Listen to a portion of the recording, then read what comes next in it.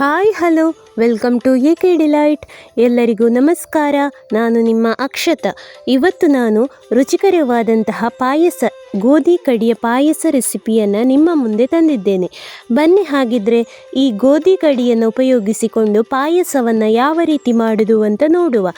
ಅದಕ್ಕೂ ಮೊದಲು ಯಾರೆಲ್ಲ ನಮ್ಮ ಚಾನೆಲ್ಗೆ ಸಬ್ಸ್ಕ್ರೈಬ್ ಮಾಡಲಿಲ್ವೋ ಸಬ್ಸ್ಕ್ರೈಬ್ ಮಾಡಿ, ಹಾಗೆ ವಿಡಿಯೋನ ಫುಲ್ ನೋಡಿ ಸಪೋರ್ಟ್ ಮಾಡಿ. ಬನ್ನಿ ಹಾಗಿದ್ರೆ ರುಚಿಕರವಾದಂತಹ ಗೋಧಿ ಕಡಿ ಪಾಯಸವನ್ನು ಸುಲಭದಲ್ಲಿ ಮಾಡುವ. ಈ ಗೋಧಿ ಕಡಿ ಪಾಯಸ ಮಾಡಲಿಕ್ಕೆ ನಾನಿಲ್ಲಿ ನೋಡಿ 1 ಕಪ್ ಆಗುವಷ್ಟು ಗೋಧಿ ಕಡಿಯನ್ನು ತಗೊಂಡಿದ್ದೇನೆ. ಇನ್ನಿದನ್ನು ಒಂದು 2 ನಿಮಿಷ ಆಗುವಷ್ಟು ಮೀಡಿಯಂ ಫ್ಲೇಮಲ್ಲಿ ಫ್ರೈ ಮಾಡಿಕೊಳ್ಬೇಕು. ನೋಡಿ, ಈ ರೀತಿ ಸ್ಟವ್ ಮೇಲೆ ಬಾಣಲೆ ಇಟ್ಟು ಸ್ಟವ್ ಹಚ್ಚಿ ಮೀಡಿಯಂ ಫ್ಲೇಮಲ್ಲಿ ಈ ರೀತಿ ಡ್ರೈ ರೋಸ್ಟ್ ಮಾಡಿಕೊಳ್ಬೇಕು. ಯಾವುದೇ ಎಣ್ಣೆ ಹಾಕುವ ಅವಶ್ಯಕತೆ ಇಲ್ಲ. ಹಾಗೆ ಈ ರೀತಿ 1 ರಿಂದ 2 ನಿಮಿಷ ಆಗುವಷ್ಟು ಡ್ರೈ ರೋಸ್ಟ್ ಮಾಡಿಕೊಳ್ಳಿ. ಈ ರೀತಿ ಗೋಧಿ ಕಡಿಯನ್ನು ಡ್ರೈ ರೋಸ್ಟ್ ಮಾಡಿಕೊಳ್ಳೋದ್ರಿಂದ ಅದು ಬೇಯಿಸಿಕೊಂಡಾಗ ಗೋಂದ ಟೈಪಲ್ಲಿ, ಅಂದರೆ ನಾವೇನು ಆಡು ಭಾಷೆಯಲ್ಲಿ ಗುಂಪಾಗ್ತದೆ ಹೇಳ್ತೇವಲ್ಲ, ಆ ರೀತಿ ಆಗೋದಿಲ್ಲ. ಅದಕ್ಕೋಸ್ಕರ ಈ ರೀತಿ ಡ್ರೈ ರೋಸ್ಟ್ ಮಾಡಿ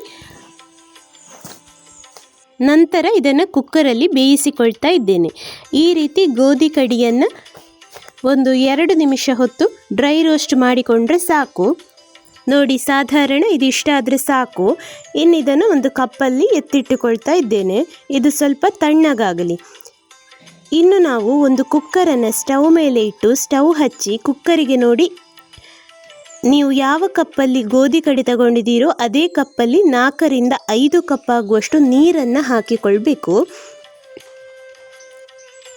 ನೀರು ಹಾಕಿಕೊಂಡ ನಂತರ ನಾವು ಹುರಿದಿಟ್ಟಂತಹ ಗೋಧಿ ಕಡಿಯನ್ನು ಚೆನ್ನಾಗಿ ವಾಶ್ ಮಾಡಿ ಅದನ್ನು ಕುಕ್ಕರಿಗೆ ಹಾಕಿ ಒಂದು ವಿಶಿಲ್ ಕೂಗಿಸಿಕೊಂಡು ಒಂದು 10 ನಿಮಿಷ ಆಗುವಷ್ಟು ಸಿಮ್ಮರಲ್ಲಿ ಇಟ್ಟು ಬೇಯಿಸಿಕೊಳ್ಬೇಕು.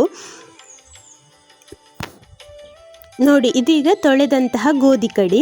ಇದನ್ನು ಇನ್ನು ಕುಕ್ಕರಿಗೆ ನೋಡಿ, ನೀರು ಬಿಸಿಯಾಗಿದೆ. ಇನ್ನು ನಾವು ತೊಳೆದಿಟ್ಟಂತಹ ಗೋಧಿ ಕಡಿಯನ್ನು ಬಿಸಿ ನೀರಿಗೆ ಹಾಕಿ ಕುಕ್ಕರ್ ಮುಚ್ಚಿ ಒಂದು ವಿಜಿಲ್ ಕೂಗಿ ಒಂದು 5 ರಿಂದ 10 ನಿಮಿಷ ಆಗುವಷ್ಟು ಸಿಮ್ಮರಲ್ಲಿ ಇಟ್ಟು ಬೇಯಿಸಿಕೊಳ್ಬೇಕು. ಇದನ್ನು ಗೋಧಿ ಕಡಿ ಗಟ್ಟಿಯಾದ ಕಾರಣ ಬೇಯಲಿಕ್ಕೆ ಸ್ವಲ್ಪ ಹೊತ್ತು ತಗೊಳ್ತದೆ. ಇದು ಬೇಯಲಿ ಅಷ್ಟರಲ್ಲಿ ನಾವು ಕಾಯಿ ಹಾಲನ್ನು ರೆಡಿ ಮಾಡಿಕೊಳ್ಳುವ. ಕಾಯಿ ಹಾಲು ರೆಡಿ ಮಾಡಲಿಕ್ಕೆ ನಾವಿಲ್ಲಿ ನೋಡಿ 1.5 ಕಪ್ ಆಗುವಷ್ಟು ತುರಿದಂತಹ ಕಾಯಿ ತುರಿಯನ್ನು ಮಿಕ್ಸಿ ಜಾರಿಗೆ ಹಾಕಿ ಇದಕ್ಕೆ ಇನ್ನು 1 ಕಪ್ ಆಗುವಷ್ಟು ನೀರು ಹಾಕಿ ನುಣ್ಣಗೆ ರುಬ್ಬಿಕೊಳ್ತಾ ಇದ್ದೇವೆ. ಕಾಯಿ ರುಬ್ಬಿಕೊಳ್ಳುವಷ್ಟು ನೀರನ್ನು ಹಾಕಿಕೊಳ್ಳಿ. ಇನ್ನು ಒಂದು ಕಾಟನ್ ಬಟ್ಟೆಯನ್ನು ಒಂದು ಪಾತ್ರೆ ಮೇಲೆ ಹಾಕಿ ನಾವು ರುಬ್ಬಿಕೊಂಡಂತಹ ಕಾಯಿಯ ಮಿಶ್ರಣವನ್ನು ಆ ಕಾಟನ್ ಬಟ್ಟೆಯ ಮೇಲೆ ಹಾಕಿ ಚೆನ್ನಾಗಿ ಕಾಯಿ ಹಾಲನ್ನು ತೆಗೆದುಕೊಂಡ್ರೆ ಆಯಿತು. ಕಾಯಿ ಹಾಲು ಮಾಡಲಿಕ್ಕೆ ತುಂಬ ಸುಲಭ. ಈ ರೀತಿ ಕಾಯಿ ಹಾಲು ಮಾಡಿದರೆ ನಮಗೆ ಗಟ್ಟಿ ಕಾಯಿ ಹಾಲು ಸಿಗ್ತದೆ. ಅದೇ ರೀತಿ ಪುನಃ ಒಂದ್ಸಲ 1 ರಿಂದ 2 ಕಪ್ ಆಗುವಷ್ಟು ನೀರು ಹಾಕಿ ಪುನಃ ಕಾಯಿ ಹಾಲನ್ನು ಚೆನ್ನಾಗಿ ತೆಗೆದಿಟ್ಟುಕೊಂಡ್ರೆ ಆಯಿತು.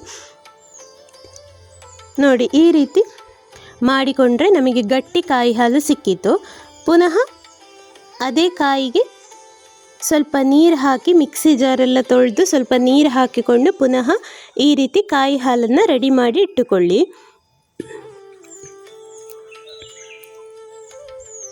ಇದು ಸ್ವಲ್ಪ ನೀರಾಗಿರ್ತದೆ ಈ ಕಾಯಿ ಹಾಲು. ಇನ್ನು ನಾವು ಕುಕ್ಕರಲ್ಲಿ ಬೇಯಲಿಕ್ಕಿಟ್ಟಂತಹ ಗೋಧಿ ಕಡಿ ನೋಡಿ, ಇದೀಗ ಚೆನ್ನಾಗಿ ಬೆಂದಿದೆ. ಕುಕ್ಕರ್ ತಣ್ಣಗಾದ ಮೇಲೆ ಕುಕ್ಕರ್ ಮುಚ್ಚಳ ತೆಗೆದು ಒಂದ್ಸಲ ಬೇಕಿದ್ರೆ ನೋಡಿಕೊಳ್ಳಿ. ನೋಡಿ, ಇದೀಗ ಚೆನ್ನಾಗಿ ಬೆಂದಿದೆ. ಇನ್ನೀ ಬೆಂದಂತಹ ಗೋಧಿ ಕಡಿಯನ್ನು ಬೇಕಿದ್ರೆ ಒಂದು ಪಾತ್ರೆಗೆ ಶಿಫ್ಟ್ ಮಾಡಿ ಕೂಡ ನೀವು ಪಾಯಸವನ್ನು ರೆಡಿ ಮಾಡಿಕೊಳ್ಬೋದು. ಇಲ್ಲಾಂತಾದರೆ ಇದೇ ಕುಕ್ಕರಲ್ಲಿ ಕೂಡ ಮಾಡಿಕೊಳ್ಬಹುದು. ಇನ್ನು ನಾವು ಸ್ಟವ್ ಹಚ್ಚಿ ನೋಡಿ, ಇದೀಗ ಪುನಃ ಬಿಸಿಯಾಯಿತು. ಇನ್ನಿದಕ್ಕೆ ತುರಿದಂತಹ ಬೆಲ್ಲವನ್ನು ಆ್ಯಡ್ ಮಾಡಿಕೊಳ್ತಾ ಇದ್ದೇವೆ. ಇದರಲ್ಲಿ 2 ಕಪ್ ಆಗುವಷ್ಟು ತುರಿದಂತಹ ಬೆಲ್ಲ, ಇದನ್ನು ನಾವು ಇದೇ ಬೆಂದಂತಹ ಗೋಧಿ ಕಡಿಗೆ ಹಾಕಿಕೊಳ್ತಾ ಇದ್ದೇವೆ. ಇನ್ನಿದನ್ನು ಈ ರೀತಿ ಒಂದು ಸಲ ಚೆನ್ನಾಗಿ ಮಿಕ್ಸ್ ಮಾಡಿ. ಇನ್ನಿದಕ್ಕೆ ಒಂದು ಅರ್ಧ ಚಮಚ ಆಗುವಷ್ಟು ಉಪ್ಪು, ಹಾಗೆ ನಾವು ರೆಡಿ ಮಾಡಿಟ್ಟುಕೊಂಡಂತಹ ಗಟ್ಟಿ ಕಾಯಿಯ ಹಾಲನ್ನು ಹಾಕಿ ಈ ರೀತಿ ಚೆನ್ನಾಗಿ ಮಿಕ್ಸ್ ಮಾಡಿಕೊಂಡ್ರೆ ಆಯಿತು. ಇದು ಒಂದು ಕುದಿ ಬರಬೇಕು. ನೋಡಿ, ಇದೀಗ ಕುದಿ ಬಂತು. ನಿಮಗೆ ಸಿಹಿ ಜಾಸ್ತಿ ಬೇಕು ಅಂತಿದ್ರೆ ಇನ್ನೊಂದು ಅರ್ಧ ಕಪ್ ಆಗುವಷ್ಟು ಬೆಲ್ಲವನ್ನು ಆ್ಯಡ್ ಮಾಡಿಕೊಳ್ಬಹುದು. ನೋಡಿ, ನಮ್ಮ ಪಾಯಸ ಈಗ ಚೆನ್ನಾಗಿ ಕುದಿ ಬಂದಿದೆ.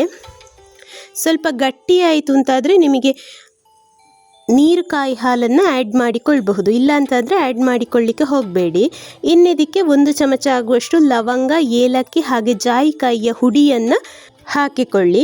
ಹಾಗೆ ತುಪ್ಪದಲ್ಲಿ ಹುರಿದಂತಹ ಒಂದು 3 ಚಮಚ ಆಗುವಷ್ಟು ಗೋಡಂಬಿ, 2 ಚಮಚ ಆಗುವಷ್ಟು ದ್ರಾಕ್ಷೆಯನ್ನು ಹಾಕಿ ಈ ರೀತಿ ಒಂದ್ಸಲ ಚೆನ್ನಾಗಿ ಮಿಕ್ಸ್ ಮಾಡಿ ಒಂದು ಕುದಿ ಬಂದರೆ ನಮ್ಮ ರುಚಿಕರವಾದಂತಹ ಗೋಧಿ ಕಡಿ ಪಾಯಸ ರೆಡಿಯಾಗ್ತದೆ.